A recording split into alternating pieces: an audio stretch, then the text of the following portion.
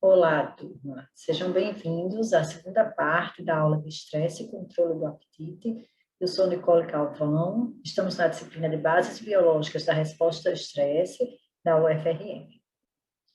A relação entre estresse e controle do apetite não é simples. A maior parte das pessoas, diante de um estresse crônico, apresenta hiperfagia e o aumento do consumo de alimentos, principalmente alimentos palatáveis, aqueles alimentos ricos em gorduras ou em carboidratos. Porém, o menor percentual, cerca de 30% dos indivíduos, apresentam uma redução na ingestão alimentar durante um estresse crônico. Entretanto, essas respostas oscilam bastante e o mesmo indivíduo pode responder de forma diferente dependendo da situação que está desencadeando a resposta ao estresse. Inclusive, respostas diferentes também são observadas quando o estressor é agudo e crônico. Estressores agudos geralmente levam à redução da ingestão alimentar. Então, vamos entender melhor como é que dá a relação entre estresse e o controle do apetite. Vejam só, vamos iniciar relacionando o estresse agudo, o sistema simpático e as catecolaminas com o controle do apetite. Sabemos que o sistema simpático, ele induz lipólise, assim como as catecolaminas. Vejam aqui, temos receptores de catecolaminas na membrana dos adipócitos. Então, quando há ativação simpática, que induz a secreção de catecolaminas pela medula da adrenal durante uma resposta aguda ao estresse, esses mediadores, ao agirem sobre o tecido adiposo, vão desencadear o processo de lipólise, ou seja, a liberação de ácidos graxos para o sangue. Vejam aqui que os receptores responsáveis por mediar essa ação lipolítica são os beta-2 e beta-3. O aumento da lipólise, ou seja, o aumento de ácidos graxos no sangue, vai fazer com que o nervo vago seja estimulado e o nervo vago vai, então, agir lá sobre o hipotálamo, sobre o núcleo arqueado, enviando sinais de saciedade.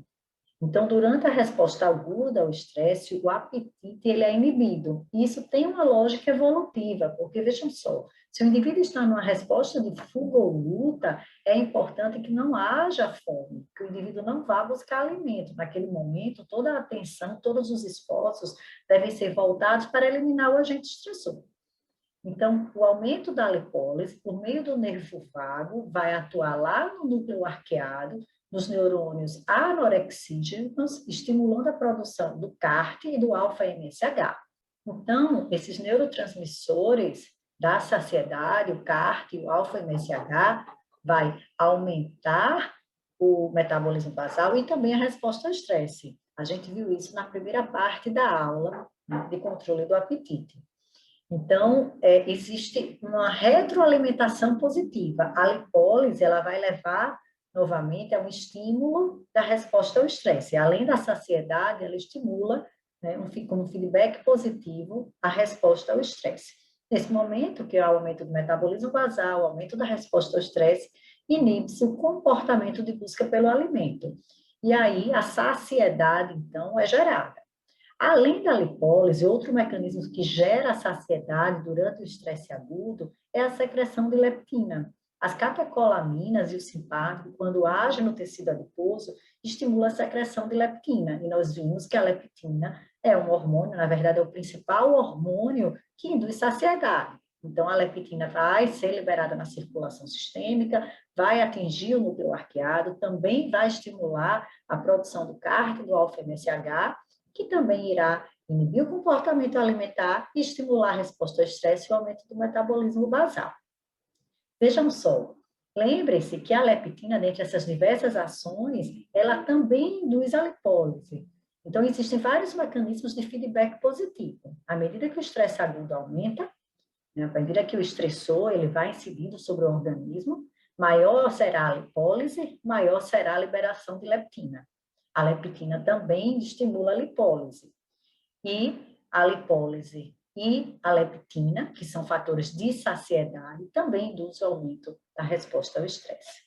Então, esses sinais são sinais bastante fortes né, inibindo o apetite, gerando saciedade. Então, naquele momento da resposta do fogo-luta, o indivíduo nem pensa em se alimentar. Todos os esforços estão sendo voltados para eliminar o agente estressor.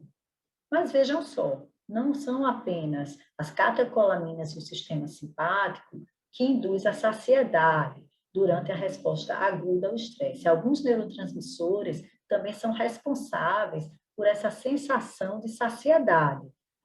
A dopamina e a serotonina, por exemplo, também são fatores anorexígenos.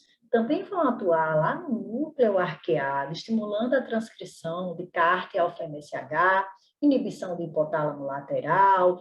Vejam que essa resposta anorexígena da dopamina e da serotonina se dá por meio de alguns receptores, e não de todos.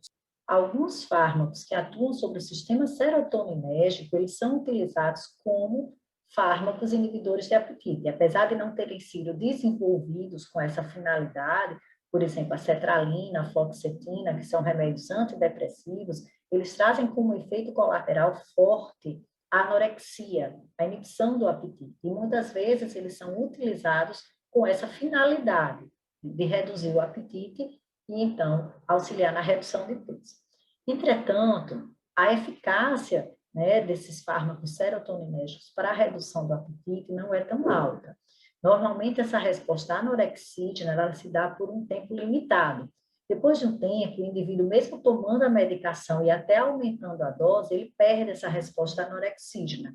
Então, apesar de que a fluoxetina, a cetralina, podem ser utilizados como inibidor de apetite e auxiliar na redução do peso, essa ação anorexígena, ela é transitória, então ela não dura por muito tempo, e por isso mesmo que esses fármacos, por mais que sejam utilizados, né, em processos de perca de peso, em tratamentos de perca de peso, eles não são os mais eficazes, e hoje em dia eles vêm sendo substituídos por outro tipo de medicação. Além da dopamina, da serotonina, das catecolaminas e do sistema simpático, o eixo HPA também é um forte modulador do apetite. Durante o estresse agudo, o CRH, o hormônio liberador de corticotrofina, é uma importante molécula anorexígena.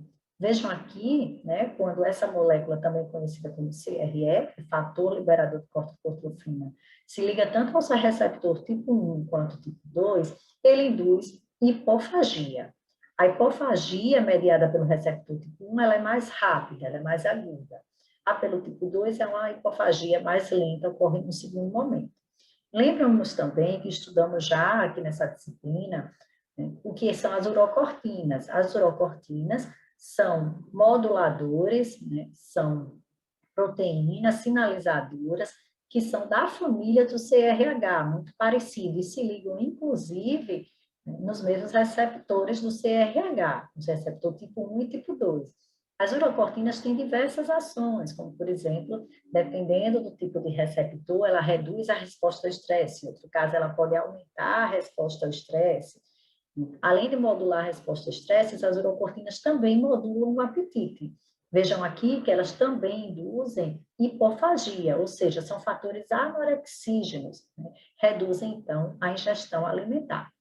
Então, além das catecolaminas do sistema simpático, dopamina, serotonina, a liberação do CRH, ou mesmo o CRH como neurotransmissor e as urocortinas, são todos fatores anorexígenos, fazendo com que durante a resposta aguda ao estresse, o indivíduo não busque alimento. Outro modulador importante do apetite relacionado ao eixo HPA é o cortisol. O cortisol, ao ser liberado pelo córtex da adrenal, em função do estímulo do ACTH, ou seja, é o mensageiro final do eixo HPA, ele vai induzir diversas alterações no corpo que serão sinalizadores de hipofagia, ou seja, vão modular o funcionamento dos neurônios anorexígenos no núcleo arqueado. Vamos lá ver como isso acontece. Sabemos que o cortisol é um hormônio hiperglicemiante. A principal função do cortisol é elevar a glicemia durante a resposta ao estresse. Na primeira parte dessa aula, nós estudamos que o aumento da glicemia pode ser percebido pelos neurônios anorexígenos no núcleo arqueado e é um fator, então, anorexígeno, é um fator que leva à saciedade. Reduz, assim, a fome. Então, o alfa, MSH e o CART serão expressos e todas aquelas alterações fisiológicas, comportamentais e cognitivas associadas à saciedade, elas serão ativadas. Além da hiperglicemia, sabemos que o cortisol também estimula a lipólise, pois esse processo é importante, inclusive, para suportar a produção de glicose, né, a partir da via que conhecemos como gliconeogênese. Então, esse lipídio ele vai ser retirado do tecido adiposo, vai para a circulação sistêmica, vai para o fígado para ser transformado em glicose. Então, tanto essa lipólise, que é importante para que ocorra a gliconeogênese, quanto a hiperglicemia, são fatores anorexígenos e vão estar, então, induzindo a saciedade e reduzindo o apetite durante a resposta aguda ao estresse. Outro mediador importante da resposta ao estresse, que são os endocannabinoides, estudamos que os endocannabinoides são importantes para a finalização da resposta ao estresse. Os endocannabinoides reduzem a atividade do eixo HPA, reduzem a resposta da amígdala, faz com que a amígdala fique menos ativada. Os endocannabinoides, além de modular a resposta ao estresse, também modulam a regulação do apetite. A regulação dos endocannabinoides sobre o apetite é bifásica. Como assim? Depende da concentração desses mensageiros químicos. Doses baixas de endocannabinoides são orexígenos, vai estimular neurônios orexígenos, produzindo os neurotransmissores da fome, neuropeptídeo Y e ARGUT, ou seja, tem uma ação similar à grelina. Porém, doses altas de endocannabinoides são anorexígenas. Vejam aqui, nós temos receptores para os endocannabinoides, tanto nos neurônios anorexígenos, vejam aqui o PONC, que vai originar o CART e o alfa-MSH, mas temos também receptores de endocannabinoides nos neurônios orexígenos, que causam a fome. Vejam aqui os neurotransmissores, neuropeptídeo Y e ARGUT. Então, dependendo da dose, é que os endocannabinoides podem gerar fome ou saciedade. Os canabinoides, que são as moléculas que mimetizam os endocannabinoides, os canabinoides são encontrados na maconha, por exemplo, eles podem tanto induzir fome quanto saciedade, dependendo da dose.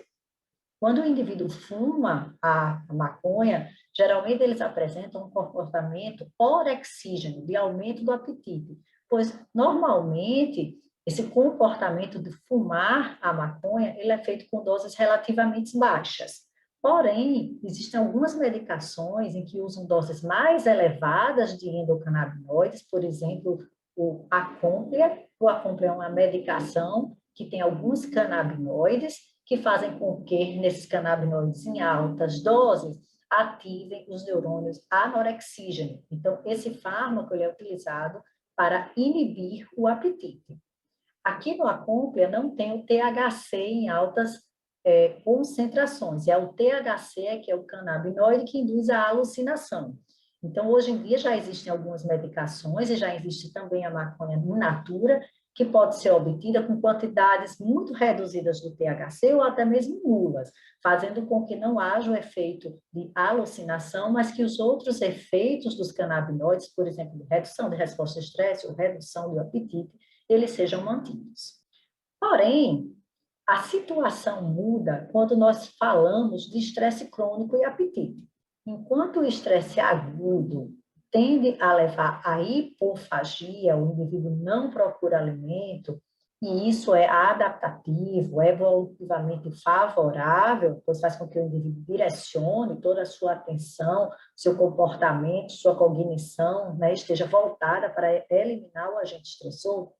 Durante o estresse crônico, isso muda. A maior parte das pessoas começa a apresentar hiperfagia e não hipofagia.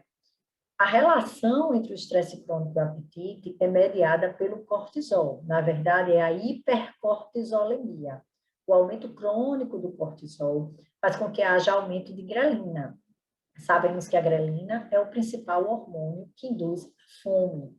Além disso, o próprio cortisol pode atuar lá no núcleo arqueado e aumentar a atividade do neuropeptídeo Y, que é o principal neurotransmissor relacionado à fome.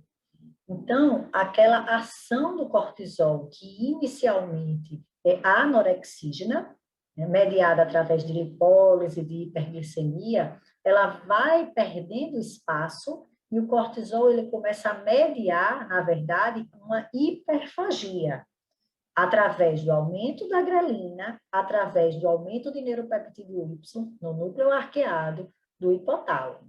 Acredita-se que esse comportamento mais tardio do cortisol, esse comportamento mais orexígeno do cortisol, no momento mais tardio, ele se deve porque o indivíduo precisa repor a energia que foi utilizada durante a resposta aguda ao estresse. Então, ao longo da evolução, esse mecanismo ele foi selecionado porque ele foi favorável. O indivíduo gastava energia durante a resposta aguda, à medida que a resposta fosse ficando mais crônica, ele começava a buscar alimento para repor essa energia e poder suportar a resposta ao estresse. O problema é que os estressores crônicos hoje, eles são muito mais frequentes do que era no passado. Então, essa resposta ela começou um pouco a se perder e trazer mais prejuízos do que benefícios. Além de mediar um processo de hiperfagia, o cortisol também vai mediar, durante o estresse crônico, a formação de vícios alimentares. Como assim? Vejam só, o alimento, principalmente alimentos palatáveis, né, rico em gorduras, em carboidratos, ao serem ingeridos, eles reduzem a resposta ao estresse. E o corpo entende como aquilo ali é algo favorável. E aí, ao longo do tempo, essa redução da resposta ao estresse associada a alimentos palatáveis faz gerar um vício alimentar. Esses alimentos palatáveis nós chamamos de comfort food. São aqueles alimentos que não são saudáveis, mas que geram um prazer enorme ao serem ingeridos. Vamos ver, então, quais são as vias biológicas que estão por trás dessa relação entre comfort food, resposta ao estresse e surgimento de um vício alimentar. Vejam só, aqui nós temos o estresse ativando o eixo hipotálamo e hipófise adrenal. À medida que o cortisol vai sendo liberado por um longo tempo, o indivíduo começa a apresentar hipercortisolemia, se aumenta o desejo por comfort foods, ricas em açúcar ou em gorduras. Aqui está ilustrado para o açúcar. Esse aumento da ingestão das comfort foods faz com que haja uma redução da resposta ao estresse, uma redução do eixo HPA. Vejam aqui. Essa redução da resposta ao estresse, a inibição do eixo HPA, é mediada pelo hipocampo. Nós já estudamos isso em aulas anteriores, que o hipocampo ele se liga, ele tem uma via inibitória sobre o eixo HPA, ou pelo pré-frontal. Sabemos que o pré-frontal tem uma via que pode estimular a resposta ao estresse, mas que também pode inibir a resposta ao estresse. A via inibitória do hipocampo ela é inconsciente. A via inibitória do pré-frontal ela é consciente. Então, a ingestão das comfort foods, seja de forma consciente ou inconsciente, vai reduzir a resposta ao estresse. E aí, consequentemente, elevar o humor. Só que vejam só, à medida que esse ciclo se repete, pode ser que ocorra a formação de um vício alimentar. Vejam aqui, temos também ilustrado aqui o eixo HPA, aqui a ingestão de comidas palatáveis, ou seja, das comfort foods, e a relação da ingestão desses alimentos com o nosso sistema de recompensa, ou seja, com a área tegmentar ventral e o núcleo accumbens, que são vias dopaminérgicas. Então, quando ocorre o aumento do eixo HPA em função do estresse crônico, a hipercortisolemia, a maior ingestão de comfort foods e a comfort food reduz a resposta ao estresse, esse ciclo ele vai estar ativando o sistema de recompensa, que é uma via dopaminérgica. E ao longo do tempo, a ativação, o estímulo repetitivo dessa via, ele vai ser aprendido, né, de forma que isso vai gerar um vício alimentar. Aqui nós temos um estudo que relaciona a alimentação, o estresse e o sistema de recompensa, ou seja, a formação de vícios. Então, aqui nós temos indivíduos que eram expostos a um protocolo de estresse e tinham o cortisol medido. Existiam indivíduos que tinham uma alta reatividade ao protocolo estressor e os outros indivíduos que tinham baixa reatividade ao protocolo estressor. Então, esses grupos foram analisados com relação à ingestão de alimentos. Os alimentos, a ingestão de alimento, ela foi medida com base na caloria. Os comfort foods, eles são alimentos que apresentam maior quantidade de calorias. E aí, esses grupos de baixa e de alta reatividade ao estresse foram analisados durante uma situação de estresse e durante uma situação do dia a dia em que não haveria uma resposta ao estresse. Quando não há uma resposta ao estresse, aqueles indivíduos, eles tendem a ingerir alimentos com quantidade de calorias equivalentes. Vejam aqui, os baixos reativos e os altos reativos a uma resposta ao estresse, eles ingerem a mesma quantidade de caloria no dia a dia quando não estão sobre uma resposta ao estresse. Porém, quando esses indivíduos estão sobre uma resposta ao estresse, vejam que aqueles que têm uma maior reatividade também são aqueles que ingerem mais calorias, ou seja, associados à ingestão de comfort food. Por quê? Porque essa comfort food vai levar, como a gente explicou, a uma redução da resposta ao estresse, e aí isso vai ser aprendido pelo nosso sistema de recompensa, pelas vias dopaminérgicas, e vai fazer com que surja um vício alimentar. Um vício alimentar que é gerado para reduzir a resposta ao estresse. Então, essa formação desse vício, essa ligação entre comfort food e redução da resposta ao estresse, ela é muito mais evidente em pessoas que têm alta reatividade ao estresse, pois isso vai ser uma maneira de auxiliar na redução dessa alta reatividade, né? Fazer com que o indivíduo se sinta melhor. Porém, essa maior ingestão de comfort food e possivelmente o surgimento de um vício alimentar vai trazer outros prejuízos para o indivíduo. À medida que ele reduz temporariamente a resposta ao estresse, porque essa redução é temporária, só naquele momento em que há a ingestão do alimento, mas depois a resposta já é liberada novamente, ela já é ativada novamente, pois o agente estressor está ali, ele não foi eliminado ainda. Então, essa maior ingestão de comfort food vai levar, por exemplo, a uma alteração de peso, uma alteração de glicemia, né? Vai trazer outros prejuízos para o indivíduo. Além da hipercortisolemia mediar a hiperfagia por meio do aumento da grelina, por meio do aumento do neuropeptídeo Y no núcleo arqueado do hipotálamo, por meio desse comportamento, né, de vício, porque estimula a ingestão do comfort food, porque ativa o sistema de recompensa, além de todos esses fatores, a hipercortisolemia, ou seja, o cortisol crônico, ele vai levar à resistência à insulina e à leptina, ou seja, hormônios que são fortes fatores anorexígenos. Então, por mais que o indivíduo secrete a insulina, secrete a leptina, como o receptor não está funcional, porque ele apresenta uma resistência, o sinal de saciedade ele vai ser reduzido. Vejam aqui, nós temos essa figura que ilustra o estresse crônico, né, por meio da hipercortisolemia, induzindo uma resistência no receptor de insulina. Então, aqui nós temos o receptor de membrana da insulina, e vejam que aqui, ó, nós temos várias vias sendo inibidas pelo glicocorticoide. Isso faz com que a insulina não consiga, né, induzir as respostas que ela media. Por exemplo, a resposta de saciedade.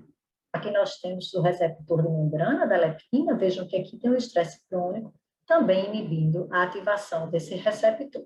Então, o cortisol crônico inibe o funcionamento dos receptores de dois hormônios anorexígenos muito importantes, tanto a leptina quanto a insulina. Isso faz com que o indivíduo, então, apresente maior comportamento de hiperfagia.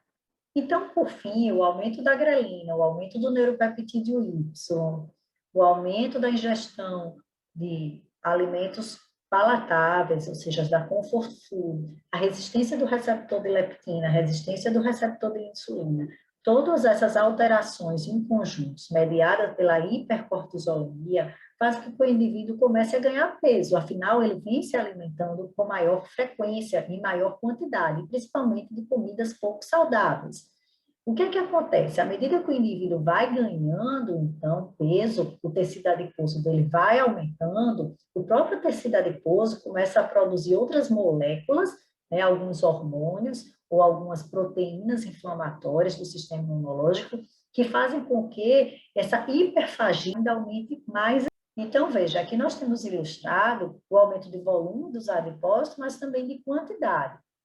E aí, esse fenômeno faz com que as moléculas produzidas no tecido adiposo, chamadas adipocitocinas, elas se modifiquem, tanto em termos de quantidade como de qualidade de produção. Vejam que aqui no indivíduo mais magro, quase não há produção de fatores inflamatórios, como o TNF-alfa e a interleucina 6. À medida que o indivíduo vai ganhando peso, já há um aumento da produção de fatores inflamatórios. Esses fatores inflamatórios, eles tanto estimulam a resposta ao estresse, mas também levam à resistência do receptor de insulina e de leptina. Todos esses são fatores que contribuem para o aumento da hiperfagia. Além disso, vejam só, no indivíduo mais magro não há produção de resistina. No indivíduo que tem maior quantidade de tecido adiposo, há um aumento de produção de resistina. A resistina é um hormônio cuja função é causar resistência aos receptores de insulina, receptores de leptina, ou seja, contribui também para a hiperfagia.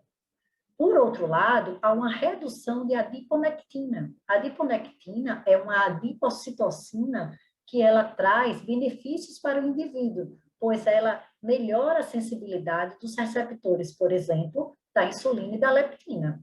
Quando o indivíduo é magro, há maior produção de adiponectina, ou seja, isso é um fator que vai estar deixando esses receptores mais saudáveis, mais responsivos. À medida que o indivíduo engorda, esse hormônio é menos produzido, fazendo com que haja, então, a maior probabilidade de haver uma resistência daqueles receptores.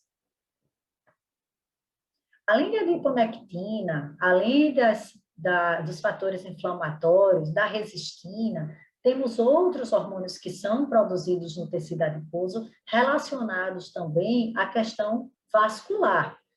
Então, o aumento do tecido adiposo, né, o aumento do peso, também vai fazer com que haja mais fatores vasculares que podem levar tanto ao aumento da pressão arterial, a vasoconstrição, maior formação de trombos, tudo isso que também pode trazer a prejuízos de saúde para o indivíduo. Apesar desses fatores não estarem relacionados com o controle de apetite, né, é importante que eles sejam mencionados aqui para que vocês vejam que a obesidade é uma patologia física, né, que está associado não só à questão da ingestão de alimentos, né, ao peso, mas também à desregulação, né, de outras vias fisiológicas importantes, como da glicemia, né, uma vez que leva à resistência do receptor de insulina, mas também a questão vascular.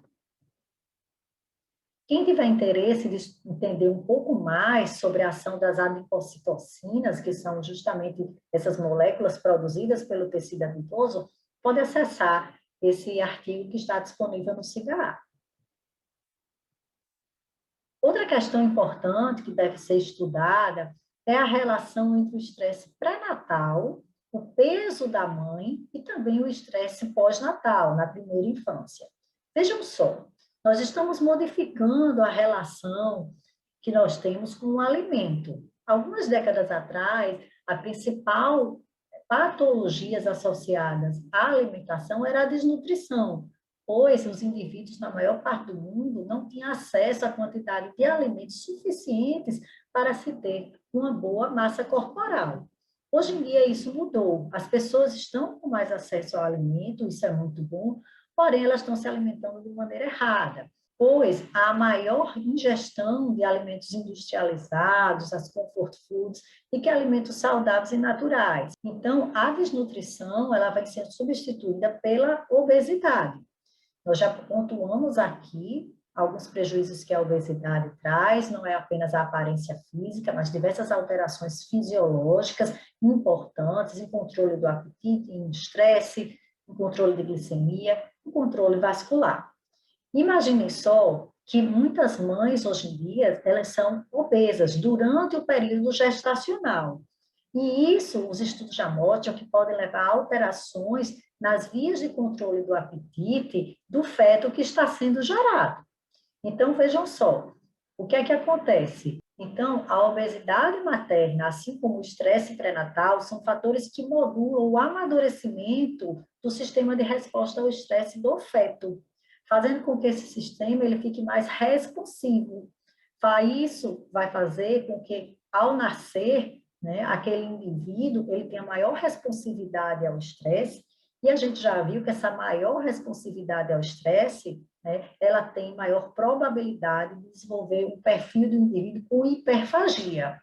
Então, vejam só aqui, tanto o estresse pré-natal como o pós-natal, ou seja, na primeira infância, fazem com que os indivíduos alterem esse sistema de controle do apetite, tendem a ingerir mais alimentos do tipo comfort food, desregulando o peso. Então, esses são fatores que nós temos que observar com muito cuidado. Não é apenas só o estresse na vida adulta que leva à alteração do apetite, mas o estresse e a obesidade da mãe, desde o período pré-natal, e o estresse do indivíduo no período pós-natal, eles modificam as vias que vão responder ao estresse, que estão altamente relacionadas ao controle do apetite. E depois que essas vias elas são formadas, para depois se criar uma plasticidade, né, ou seja, um novo tipo de funcionamento sobre essas vias, ainda é mais difícil do que aquelas vias que foram alteradas apenas no período ontogenético mais posterior, como, por exemplo, durante a vida adulta. Então, tanto o período pré-natal quanto o pós-natal são períodos que nós devemos ter muita atenção, né, sobre os níveis de estresse do indivíduo, para que não ocorra, dentre outras alterações, essa alteração muito severa no perfil, então, do comportamento de ingestão de alimentos do indivíduo. Chegamos ao final dessa aula, espero que vocês tenham compreendido tudo que foi exposto aqui. Existem algumas questões no SIGA-A que vão ajudar o processo de aprendizagem. Um abraço e até a próxima aula.